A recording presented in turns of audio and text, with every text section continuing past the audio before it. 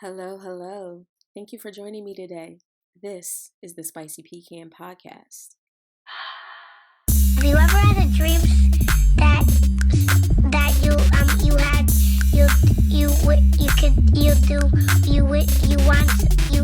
could do so you could.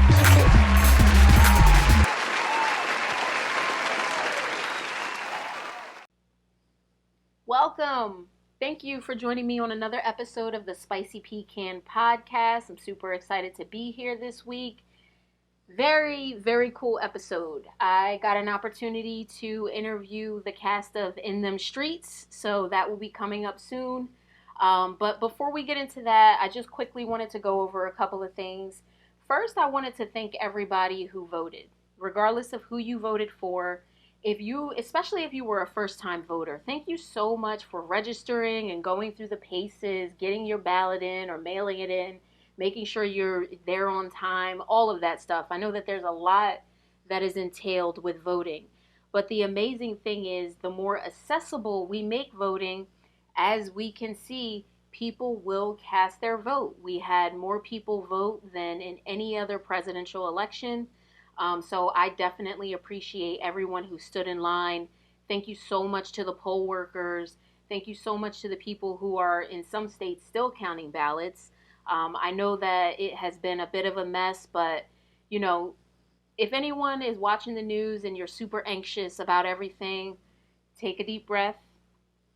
I know it seems crazy, but January, he is out of there. And there's nothing that he can do. You can keep going to court if you want to. You can, try to sue on these frivolous lawsuits. I think in the state of Pennsylvania alone, he sued about 7 or 8 times. I know that he's lost at least 6 times. But I know that they said that he had filed a couple more. So, thank you so much to the people who are counting ballots. You are literally keeping democracy alive. It's so important that our elections are something that is sacred. Your vote is sacred. This is something that fair and free elections is something that we advertise as Americans for having mastered and having in place. So to have someone at the very top of the pyramid try to destroy that basic element of democracy, that basic piece that says, you know what, I don't like what's going on. I'm going to cast my opinion about the fact that I don't like what's going on because that's my right. And there are people who in another time walk 6, 7, 10 miles to polls just to be turned around, just to be told that, you can't do this. So the fact that we just take it so casually,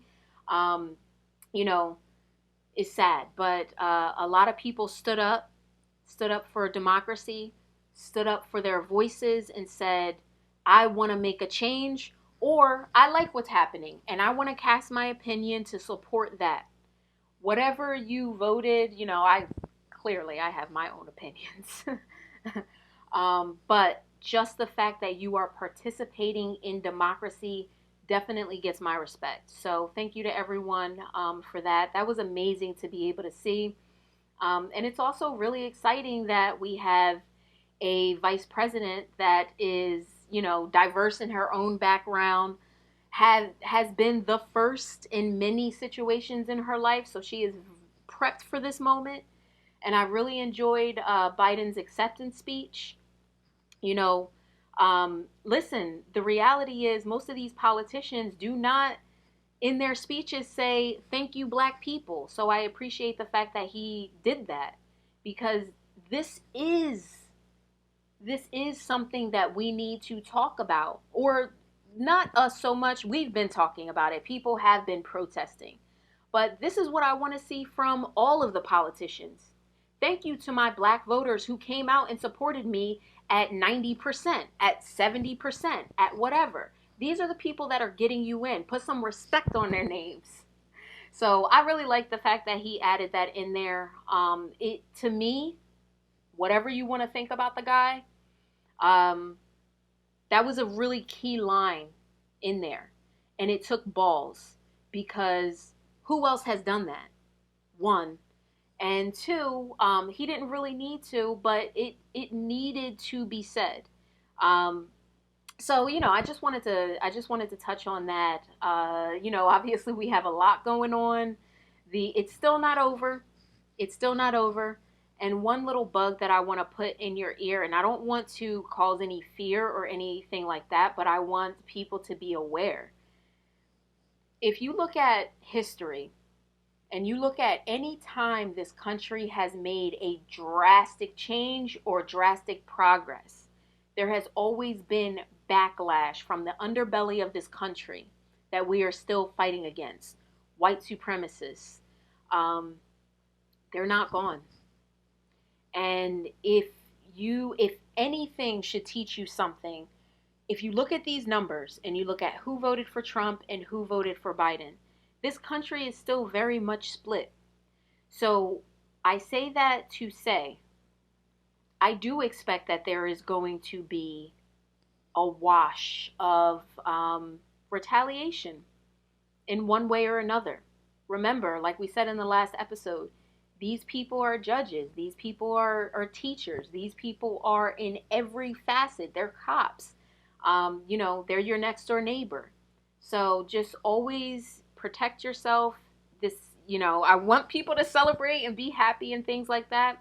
But just like we saw with the Obama campaign, a lot of people did not like the fact that that man got voted in. Not only one, but won twice. The reason he won is because of, people that look like us, well-meaning white people, and primarily young people. When young people vote, this country changes. But you're always going to have that element of retaliation. So, let's just be aware of that. Let's call a thing a thing. When you see it as retaliation, call it as retaliation. That is white supremacy right there, and we condemn that. So I just wanted to, I didn't want to drop the mood too much or anything like that. But, I got to throw in my little tidbits. Before we get into the interview, I did want to, apologize in advance. We did have some technical difficulties during the interview. So some of the audio it's not off. But there was some interference in the audio. One of the participants didn't realize that their mic was brushing up against their leg. So, but it's still an amazing interview. Definitely great content. You're going to enjoy it regardless. Don't worry about that. And one last thing before we get into it. This is very random, but my passions are music and politics, among other things. But, Busta Rhymes album. Did anybody hear that? Listen, if you are a fan of hip hop, rap, Busta Rhymes' new album is amazing. It is so good. I usually don't listen to albums like straight through. That's a straight through type of album. And they're talking about a verses with him. And I think somebody on the Breakfast Club mentioned Busta Rhymes versus Red and Method Man. I think that would be dope. I'm here for it. So anyway, I just wanted to give that little tidbit. If you're looking for some good new music, check out my man Busta Rhymes. He came back strong, is getting critical acclaim. Like, he's definitely getting his roses, which we love to see. So without further ado, I'm first going to play the promo for N DEM Streetz. I am so excited for this web series. I love independent, picking up the equipment and just getting it done, not waiting for corporate backing, not waiting for some big fancy name to come along. No, I have a great idea and I want to just put some action behind it. And that's everything that I talk about on this podcast. Is if you have an idea, don't let nobody stop you. Even if you fall on your face, like with this podcast. I don't know where this podcast is going. I didn't even know if it would even be decent or good or anything like that. But apparently people keep listening, so I'm going to keep talking. But if you have an idea, man, go after that idea. Don't let anybody stop you. Don't wait for the glittery glam. Don't wait for the, some people, they wait for the mood to be right and the atmosphere and this has to be in place and do it. Check out this promo. You guys are going to be super excited to see this web series as well right after this show. I'm not going to do an outro. So right after this show, I want you to go on YouTube and I want you to subscribe to In Them Streetz so that you are notified of when the first episode releases, which is going to be later in November. I believe it's the 21st or the 23rd. But if you subscribe, you will be notified. A lot of people are on that list. This show is gonna be, it's gonna have a buzz. So be one of the first to check it out. Make sure that once you do watch the episode, share it with people. For people who do what I do, we do this independently. There's no big budget behind it. We do it just off the love, off the passion. So make sure that if you're enjoying content, like, subscribe, share. Those are the ways that we're not exchanging money. I don't ask you for anything to check out these podcasts. I don't ask you for, or they're not going to ask you for anything to check out the web series. But the way that you can support is doing that. And that's real easy. Like, that's simple as hell. Sharing something and just saying, yo, this is dope, check it out. All right? So, guys, I hope you enjoy the interview, but I know you will. And I look forward to seeing you next week. Joe McCrea Production brings to you his brand new mini-series, In DEM Streetz. This urban dramatization will have you in suspense as the story unravels with how we fight to survive in them streets, but fight even harder to protect the ones we love. Them streets will make you, or them streets will break you. John, I need some money. Money for what? I don't have no food in the house. Terrell's about to go off to college. I need some money. What that got to do with me? You are his father. You know damn well that boy ain't mine. Are you kidding me?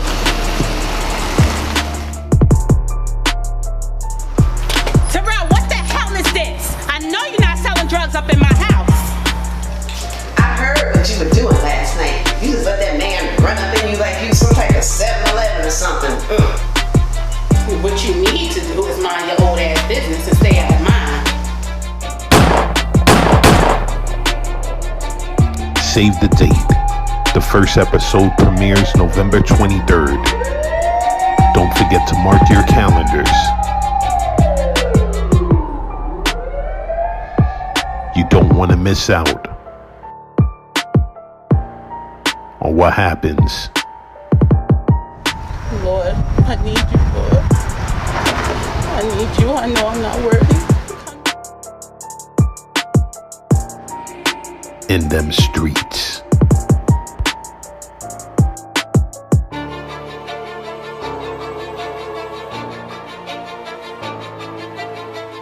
So I am so excited to have you guys on the show. Thank you so much for joining the Spicy Pecan Podcast. We are joined this week by the cast and director of In Them Streetz. Yes, there has been a promo floating around that we're hoping is going to break the internet, but you guys have been getting a lot of really good reactions from this.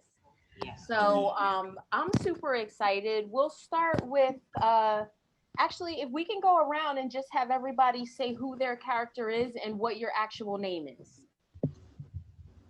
All right, I'll start. My name is Terrence Jackson. I'm playing the role of Terrell. I'm Samantha, and I'm playing the role of Brenda.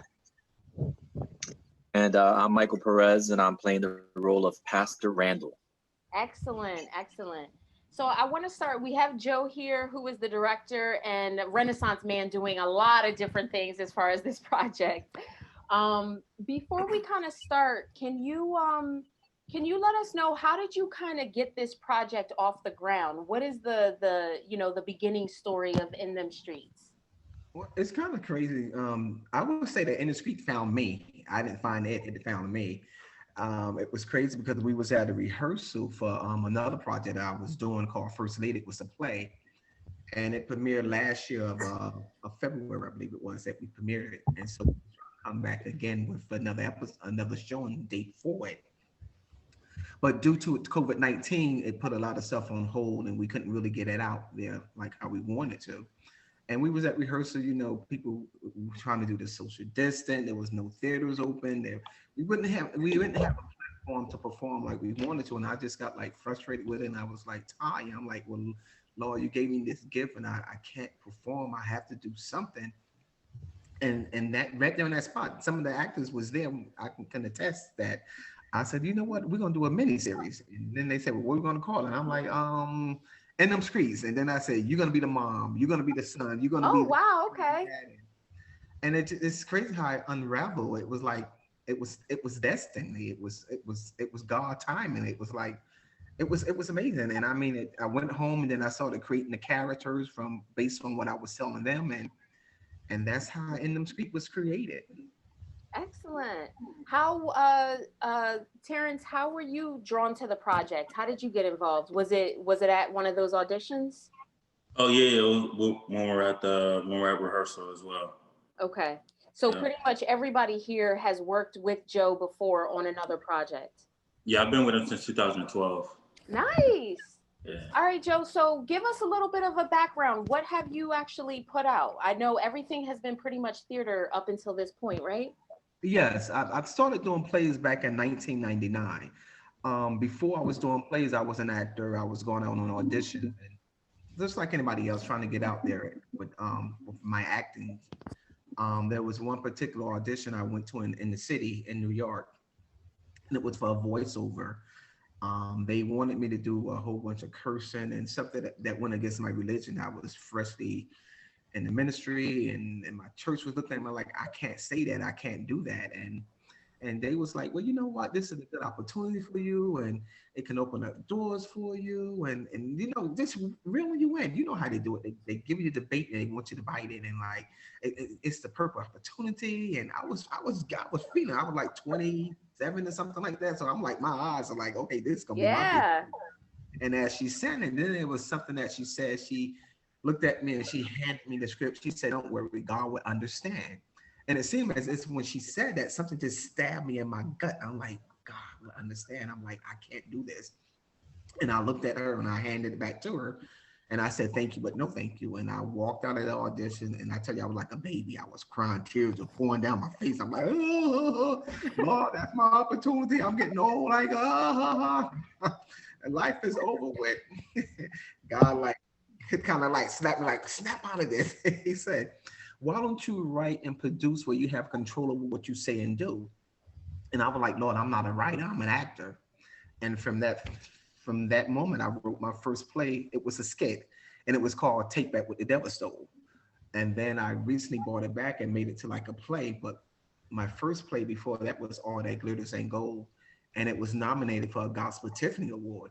So when God spoke to me this time about doing this miniseries, I'm like, you know what? I have to trust God for what he says he's going to do, because he proved it to me before in the past.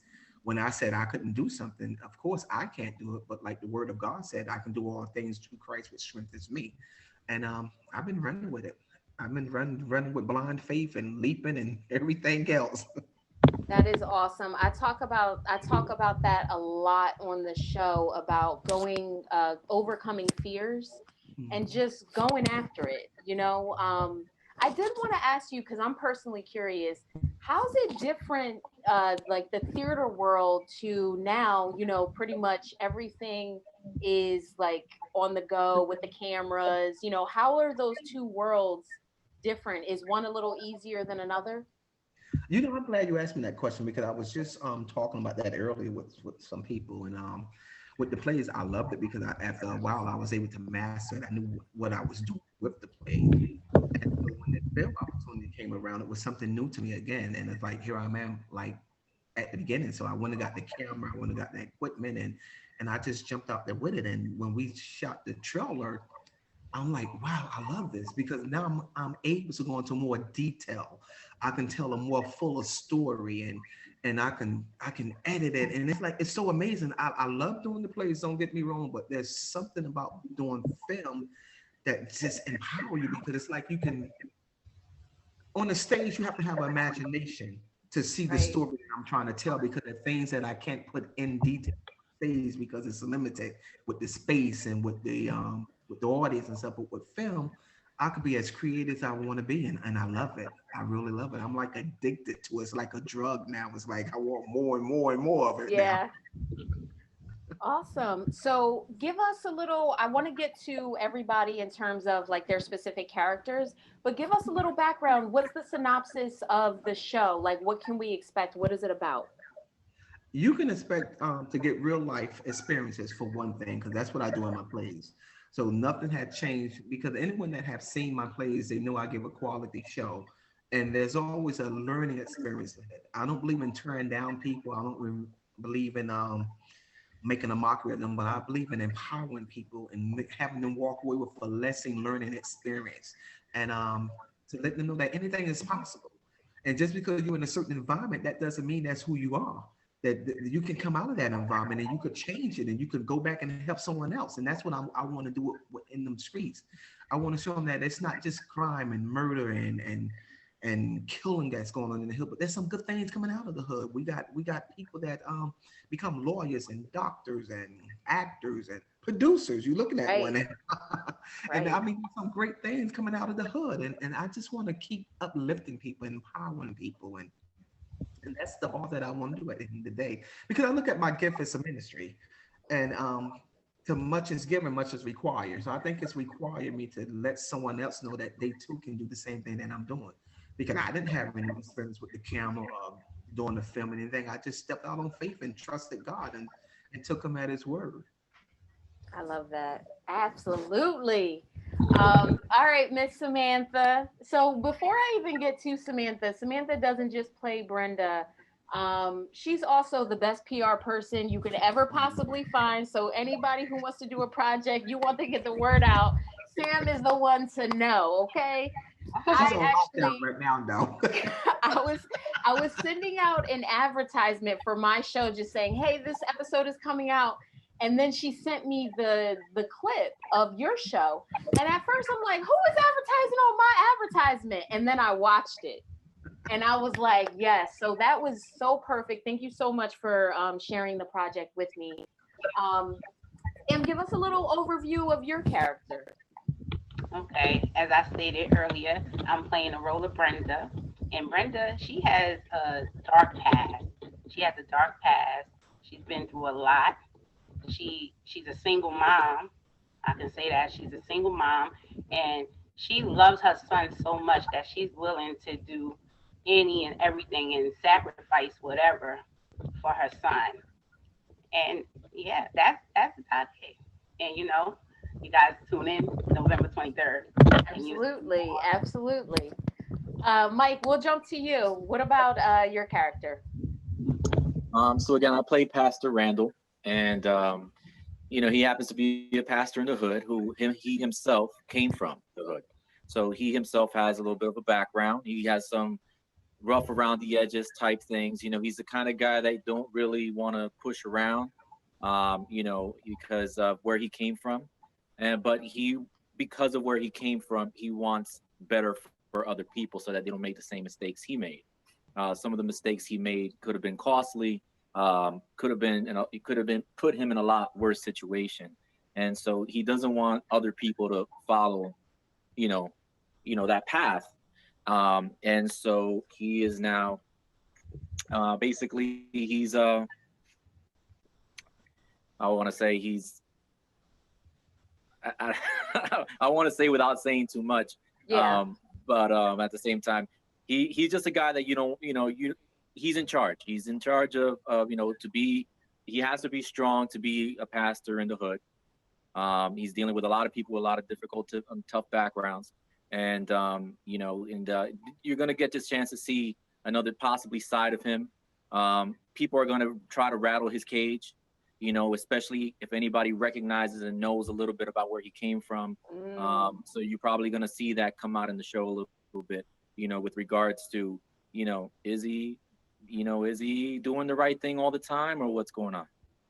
Look at Joe in the corner like, you better not give away no spoilers now. All right, Mr. Terrence, tell us about Terrell. All right, about Terrell. Terrell's a young guy, who's getting ready to go off to college, but just like, his mother said she'll, do anything for her son. The same, vice versa, he'll do anything for his mother. Anything to get her out the hood, anything to, make sure she's not struggling, anything to provide. really have much of like a father figure in his life. You know, that mostly comes from, you know, young kids in the hood. Their father's not around. It's usually the mother, single family. But yeah, he got a lot on his plate. He got a lot he's trying to accomplish, and he got a roller coaster of a life. Yeah. But I don't want to say too much. Yeah, no, I see everybody's keeping a closed lip. Listen, I'm going to support, and I'm going to encourage everybody to support. So I'm loving the vibe. Joe, what are you super excited about people seeing? Like, is there a specific scene or a specific episode or a specific theme that you're like, I'm really excited for people to be able to see this? You know what? When I wrote episode 1, I was excited about that one. So I'm going to say I haven't written the most scene that I'm excited about because they keep getting better and better and better. Oh, but I really think that the first episode going to have you in suspense because it's going to kind of like introduce who they are and how they got to where they're at. And so I think the first episode is going to be so amazing. That's why I want everyone to watch it because if you can follow it from the beginning, you can understand what happened when they get towards the end. Like with Terrell, he's this good kid, always made his mom proud and stuff like that. But sometimes the enemy will present you with something that looks good. You know, the enemy like to dangle stuff in your face at the right time, and you may bite at it if the moment is opted to at the time. So he was tempted like Eve in the garden. So I'm going to say like that. So. But Brenda, she's that strong mom. She like, not on my watch, because she went through that before. You have to see how she went through it before, but she went through that before, and she's like, not on my watch. And Pastor Randall kind of like gravitate to Terrell too, because he want to like be that role model for him and to let him know that he's proud of him and stuff. So when he get tempted by the wrong people, Pastor kind of like stick his chest up a little bit, like, okay. We got you. We got you. I want to ask the actors, is there anything about your character that is like totally different from the way that you are naturally in real life? Samantha, we'll start with you. Well, I can relate to my character. So I could say how Brenda is in the show now. You mean towards the end of the season? You mean towards the end of the season? No, I mean how she is in the beginning of the season. I'm not that way no more. I'll put it like that. I'm not that way anymore. So I'm totally against how Brenda is in the beginning of the season. All right. What about you, Terrence? As far as real life and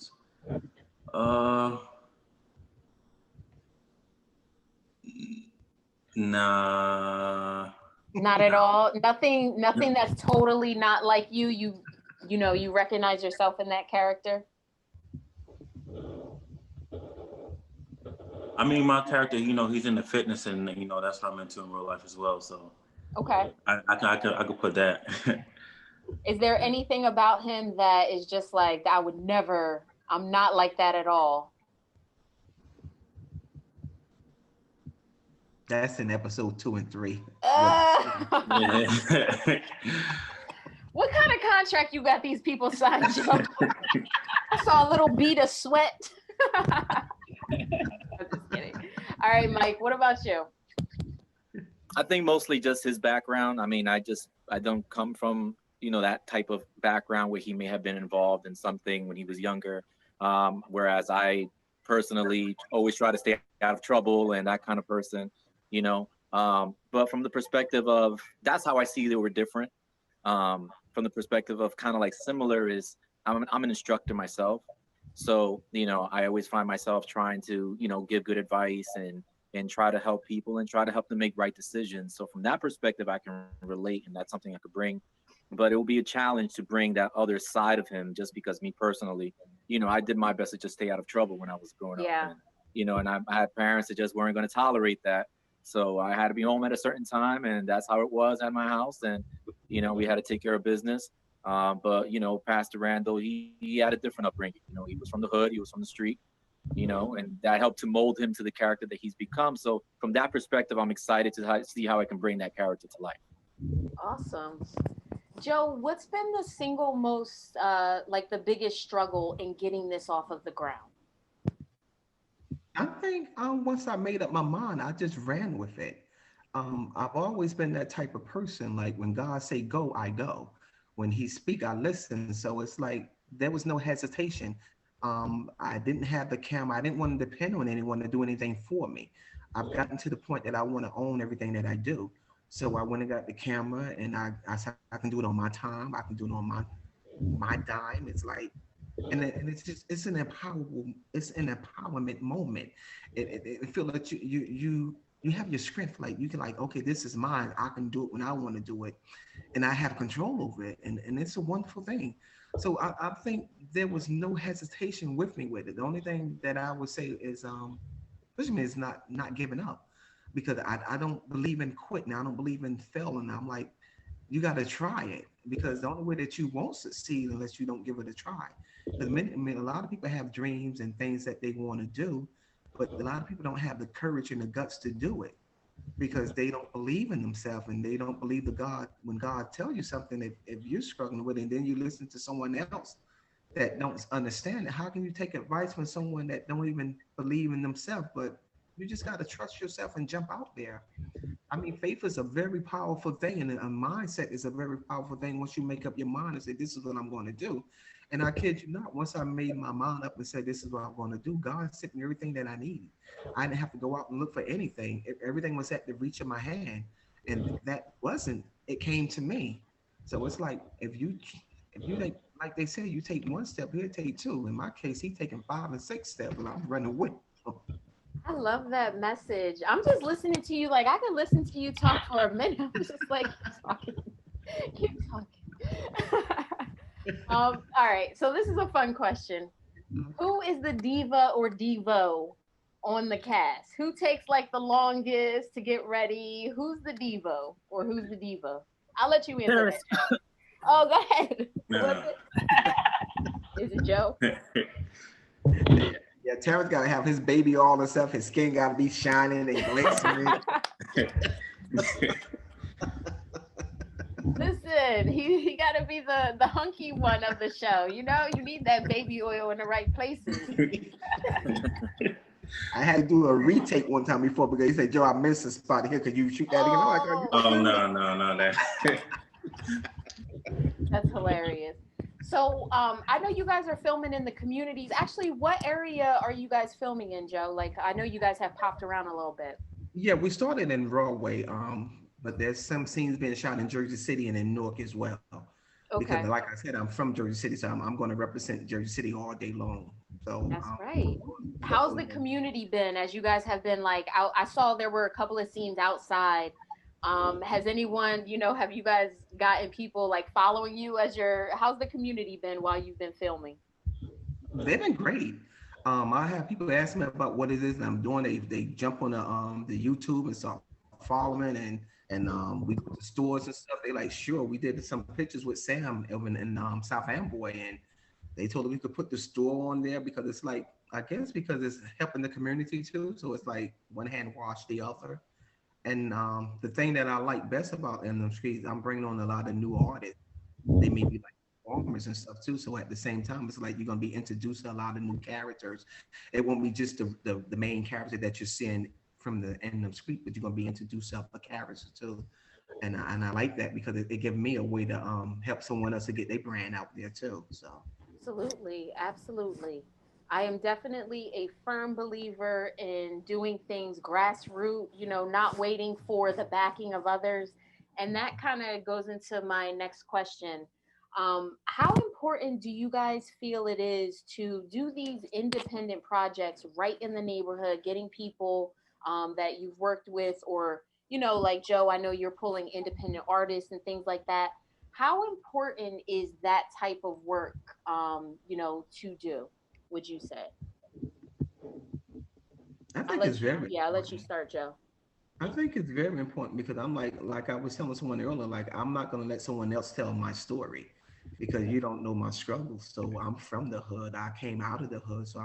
It's very important that I put the information that I want you to know, my version of it, not what Hollywood wants you to see, that there's nothing good coming from the hood and that we don't love each other, because we love hard in the hood and we support one another too. Because I remember when I was coming up as a kid, if I did something wrong, by the time I got home, my neighbor would chastise me or the teacher would. It was like we was like a family and we looked out for each other, and we gotten away from that. But I want to bring that old school flavor back with my work and try to let the young people know, like, what you guys doing is kind of crazy. Like, you're killing each other, you're hurting each other. It's like we need to support each other and pull together and be there. It's like a village, and it take a village to raise a kid, and that's how we was brought up. And I want to bring that type of feel back, with my work. Even with the plays, I was doing like the same thing. I never forget, there was an older lady like in her 80s,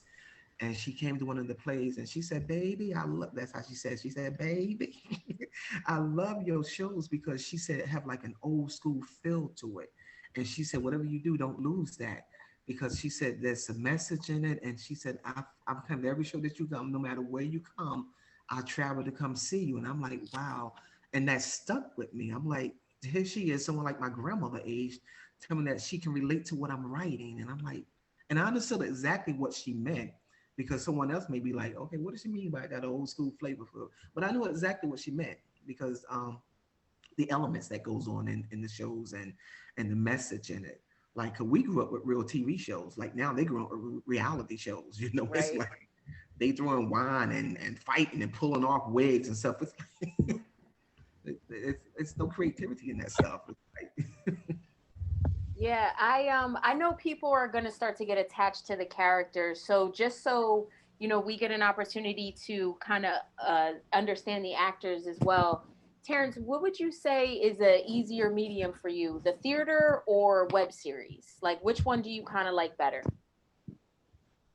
I've been doing theater for the past about like 8 years. But film, I think I'm gonna enjoy film a lot more, because I mean, even when I thought like growing up, like, man, I want to be an actor. Like, film was one of the main things that I wanted to do. And that's what I see myself doing. But when I got the opportunity to do theater, like, I hopped on it, and it was a great experience. I loved it. I loved the adrenaline rush before you got on the stage. You know what I'm saying? And but film is like Joe said, you can do so much more with film.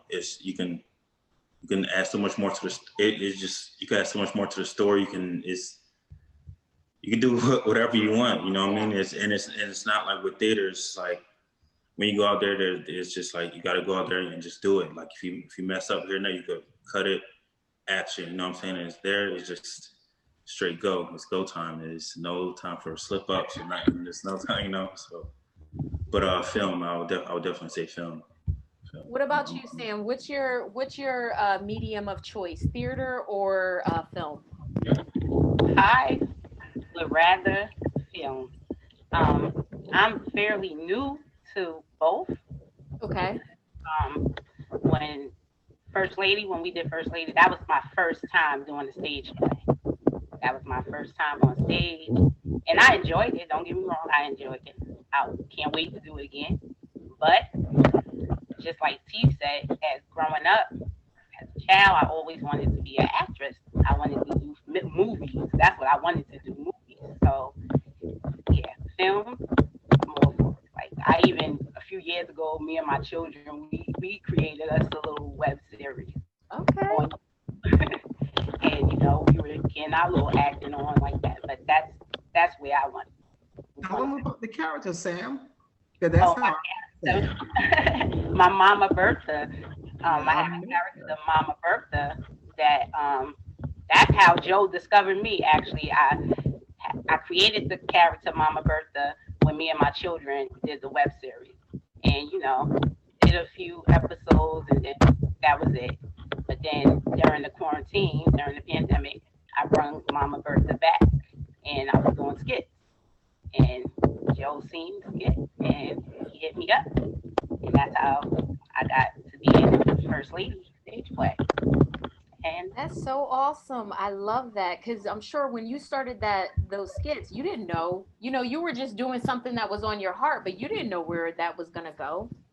I didn't know, but Love that. in my heart, I knew somebody would see me. Because I, just like you said, I'm always promoting. I'm promoting things. So I was, even with my skits, my links, I would go in everybody's little inbox and say, "Can you watch this? Can you watch this? Can you subscribe to this?" And I just, in my heart, I said one day. And the funny thing is too, I hit Joe up. He was doing a casting for First Lady. I had hit him up, and we talked briefly, and I didn't hear no more back from him.